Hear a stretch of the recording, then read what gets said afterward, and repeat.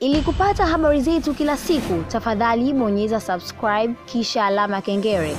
Mbengo TV, we are the best. Juma, tunarudi pale pale kwamba wewe ni msanii wa mkongwe, unaojua vizuri muziki na ni msanii mwenye heshima kubwa. Yes. Nataka uturudishe nyuma. Kiki zilikuwepo zamani. Yeah, kuhusiana na swala nazungumzia kuhusu kiki hapa mtiani kwenye kiki. Sababu kiki nakaga peke yangu najiuliza, what does it mean? Kiki ni nini? Kiki kumforce mtu aingie katika hyper au kiki ni nini? Nimeshajiuliza sana. Afu baadaye nikaja kugundua kumbe kiki kujimwambafai. Mimi nina kitu fulani hivi, mimi najimwamba nini hivyo. Lakini kumbe muziki wa zamani ni mkali mwanangu. Kuna kiki wala cha nini. Muziki wa zamani sio kiki kama unavyozani. Watu sasa hivi waangalia hivi wajiulize ndugu yangu samani, lakini kama nitakosea mtanisamehe kwa muda. Lakini mtu ana yuko kazana, yuko na mtu na mwanamke kwa mfano, anamtoa ana mimba. Samani, lakini mtu ana mimba, anataka kupiga naye picha na mimba, jiulize. Kweli? Hivi mzee wako wa zamani kama kana Mwalimu Nyerere, Julius marehemu. Hivi si unadundwa tu. Kwa nini wewe unamtoa mke wako na kibendi? Wewe ushawahi kumpeleka nani wako kutoka kibendi? Mimi sijawahi, ila wanadai ni utandawazi. Nisikilize basi. Wewe binafsi ushamchukua mke wako ana mimba, ukaenda kumtoa kwenye vyombo vya habari na mimba yake au hospitali? Mimi sijawahi. Au hospitali? Sijawahi. Haujawahi? Sasa hivi vitu vinatuchanganya sisi wengine akili. Haiwezekani mimi naangalia kila siku mtandaoni hapa, inaonekana mtu yule ana kibendi. Kwanza nimeangalia si leo ile, leo niliingia mtandaoni. Nimemwona nani dadangu anaitwa nani? Nandy. Nimeona ametoa mimba si nini. Imeniuma sana. Kwa nini mwanangu anafanya hivyo? Kwa hiyo ule ni ufahari. Ina maana wamfahamu Mungu ni nani. Kwanza hawakumbuki kwamba leo ni siku ya kuchinja bata. Ni siku kuchinja mbuzi na ng'ombe na bata na kuku. Hawakumbuki. Aliwatuma kwenda kutoa tumbo lile uliweke pale mbele ya mama yako, ili mama yako wale na akili. Kweli? Kwa hiyo vitu kama hivyo haviniingia akilini baba. Turudi hapo kwenye mimba. Kwa mtazamo wako wewe, shida ni nini mtu kumchukua mke wake kwenda kumpiga picha tumbo linaonekana? Shida inakuwa nini hasa kwa mtazamo wako wewe? Shida kubwa ni kwamba wanapotea watoto sasa hivi.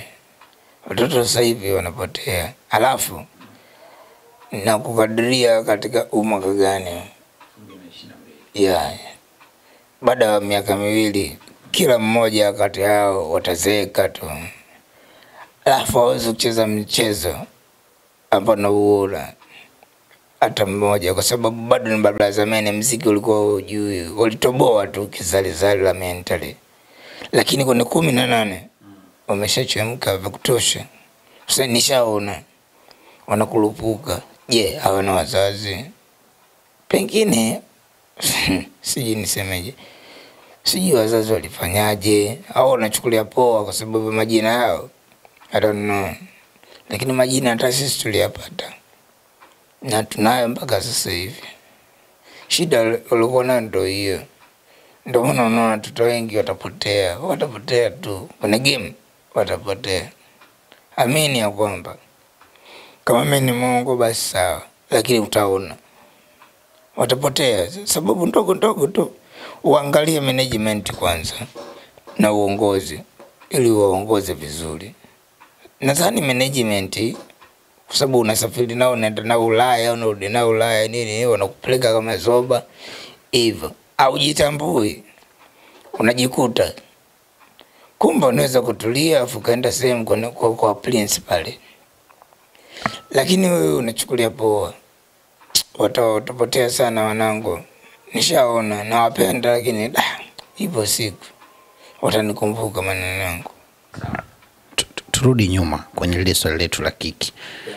Unahisi vitu kama hivyo, wasanii kuanika matumbo kwamba na ujauzito, unahisi ni sehemu ya kiki? Of course inawezekana. Japokuwa nilikwambia mara ya kwanza mikiki sielewi kiki ni nini, lakini baadaye nikaja kujua kiki sasa. Kumbe kiki kujishempentu watu. Unaweza kukuta mtu anaishi maisha mabaya, anajifanya anajimwamba fai. Yaani kwamba yani maisha yake bora, kumbe sio. Ukienda kumwangalia nakaa apartment siji mnaita wenyewe. Wakati watu wanaishi mkwao. Ni kosa hilo, kosa kubwa sana kwa sababu hautakuwa original. Ndio maana unaona jeshi polisi wana hizo category. Jeshi polisi wana hizo category. Bila nidhamu wanasema order, amri. Mkuu wa kambi kuambia jambo amemaliza. Ndio ipo hivyo. Kwa hiyo watoto sasa hivi wao akili hapa hamna. Kuambiwa yani kumwambia usifanye hivi anafanya. Acha anafanya. Yani hivyo. Kumbe kila jambo lina utaratibu wake, hawajui. Kama unataka hilo jambo, basi tulia, msikilize kiongozi wako anapokuambia. Unataka kutumia jambo fulani, haya tumia, lakini usizidishe. Unaambiwa unapangwa order neto, amri. Ushanielewa? Na ndio maana watu wengi wamefukuza sana hata polisi na jeshi kwa sababu gani? Walishaasi, wataka kuasi. Sijui unanielewa? Yes sir. Ndio maana watoto sasa hivi watakuja kufeli kwa sababu hao wako kwenye amri. Kama usifanye hivi itaharibu baadaye, wanafanya. Utafika? Hawezi kufika buda. Utafika wapi sasa baba la baba? Hawezi kufika. Lakini tukirudi kwenye mziki wa vijana hao sasa, mziki wa Nandy, mziki wa Billnas, unauoneje sasa? Una haja ya kufanyika makiki au ukiwa kama legend? Mziki wao sasa unaona vipi? Kwa sasa hivi kwa mziki wao sasa hivi kwa umri waliokuwa nao kwanza inatosha sasa. Hamna kiki tena. Makiki wanaita makiki si maneno madude gani wajua wenyewe. Sasa hivi tena hamna haja kwa sababu kwanza walipofika wote wazuri, wote handsome, handsome, beautiful girl. Basi natosha. Wao wana tusherekee tu harusi tu. Ujinga ndio sikia mimi kina Harmonize na mdanisha mijango leo kajala. Nimeona vizuri tu. Na naelewa kila jambo. Sasa watulie wafanye biashara. Na sasa hivi muziki ni biashara. Kwa hiyo watulie vizuri wafanye biashara zao sasa. Mambo yao yaende, wasaidie familia zao na wajukuu zao. Hivyo. Lakini biashara nyingine waachie watoto wanazaliwa sasa hivi. Lakini wakiendelea hivyo watafeli wote. Yaamini ya kwamba. Yes sir. Umetolea mfano hapa Harmonize na Kajala. Kabla sijaja huko nataka nikuulize.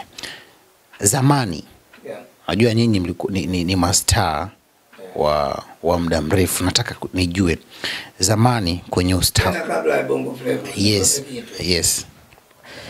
First kabisa. Bongo Flava nitakuwa nakutajia sasa leo usisahau. Bongo Flava ilikuwa ni kipindi cha radio ambacho alikuwa mwanangu mambo anaumwa, nitaenda kumwangalia siku. Nani Steve B alikuwa pa East Africa.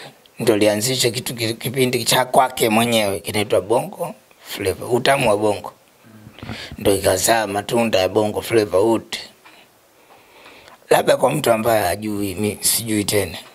Lakini ni ukweli. Alipokianzisha kile kipindi ilikuwa ni utamu wa bongo. Ndio tukatoka kina Inspector Luna, GWM Mazimwe, Kwanza Unity, Adi Blasters. Ndio maana wa mwisho. Mimi ni mwisho ujue katika hiyo list nakupa mimi.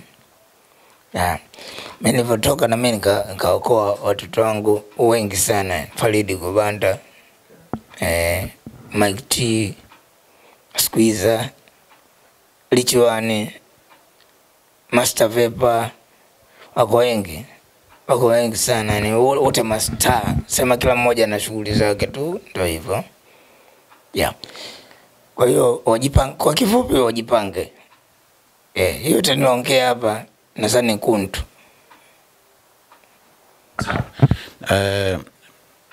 Swali langu ni hili.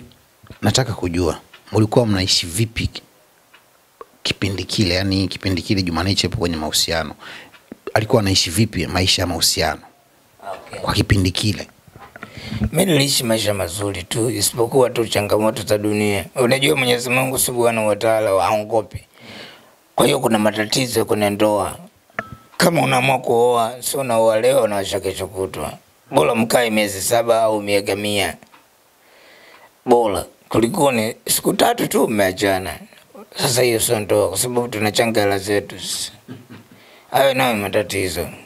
Pendaneni kweli, kama mnajipenda wenyewe mnapendana. Basi oanene, sisi tutapiga baraka kwa sababu Mungu si yupo. Mchele koka tupige. Mchele koka chapati kongolo. Umeshandele hapo. Ni dua tu kumwachia Mwenyezi Mungu. Unajua ukisema swala la ndoa sio swala dogo, ni swala kubwa mno. Na Mungu mpaka apende. Usitegemee kwamba wewe utapata mke ukamweka ndani au mume ukamweka ndani. Haiwezekani. Kwa sababu unatakiwa uwe na moyo wa Mwenyezi Mungu Subhanahu wa Ta'ala. Ukiomba dua atakupa. Usizanie eti demu wangu wa wapi. Atakuja mtu mwingine atakupola. Atakwenda na mwenzako ataenda naye chini. Umpate ngo. Alafu mchele huko, mchele koka huko, tumechanga mchele. Hapo tuanza kudaiana. Hela yangu. Ndio mambo kama sio mazuri. Dua kwanza. Dua, muombe Mungu akusaidie katika kila jambo jema. Aombaye mema anapewa mema, na anaomba mabaya anapewa mabaya hata leo. Lakini ukimwomba Mwenyezi Mungu atakupa tu. Hamna shida yoyote, kwa sababu anayefahamu sisi wanadamu wapita njia. Shandele hapa. Wawe makini. Madada zetu wako wazuri. Maendi sama wanaimba wako wazuri tu. Wana heshima, wako na nidhamu, wana magari, wana kila kitu. Lakini wawe na heshima tu. Waheshimu wale watu ambao wamewatoa katika game. Wakiheshimu watu waliotoka kwenye game sasa, utafika pahali pazuri sana, kwa sababu huwezi kujua anakuokoa ni nani. Yule anakutoa chini ndio anakupeleka juu. Huyo usimshushe, mpeleke juu zaidi, na muombe dua au na maisha marefu. Watoto wengi hawana hiyo tabia kwa sasa hivi. Na ndio maana muona na ukamataga watoto wengi wa shule. Mara nyingi tu, mmesoma leo, leta madaftari. Wanaweka madaftari na angalia moja titi. Cheche tupo. Sijamwona mwanafunzi sasa hivi. Wanafunzi wote sasa hivi ushakuwa mtu anachukua mtambo. Simu kubwa. Una iPhone umepata wapi? Baba kanipa, kakupa baba. Si kweli. Wewe iPhone kwa sasa hivi. Mtoto mdogo, just imagine yourself. Ni kosa. Mtoto anatakiwa kwenda kwa grade to grade, ndio anakuwa akili zinapanuka. Lakini ukiamua akuzidi hata wewe mwenyewe baba au mama, haiwezekani buda. Elimu watu soma, huyo atakuja kutafutia matatizo. Na ndio maana kuna watu wengine Uswahilini, kwa mfano mtaasi wa kwangu, umeona maandiko Juma ni mtaa wangu mimi mwenyewe, nimepewa na serikali. Watu wanakosea kitu. Heshima iko chini. Sasa mtoto anafundishwa kuwa chini. Kama hivi vidole hivi. Hichi kidole kidogo sana ndio mtoto sasa mnataka kumfundisha apande. Sasa unashindwa, tunafanyaje? Sisi wakubwa zamani tulikuwa tunadundwa tu na walimu. Lakini sasa hivi watoto hawapigwi. Mtoto apigwe hata kibao kimoja na mama yake au babake.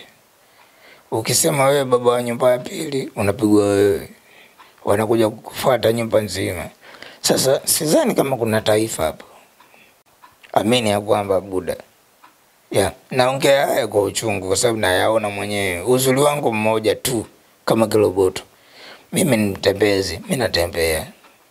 Naweza nikatoka hapa nikatembea tu kutoka hapa hadi huko. Napenda kupiga story ili nijue watu wanaishi maisha gani. Kwa hiyo najua raia wote. Nikiangalia kwenye TV wadogo zangu naona ni cheche. Ushanidele hapa buda.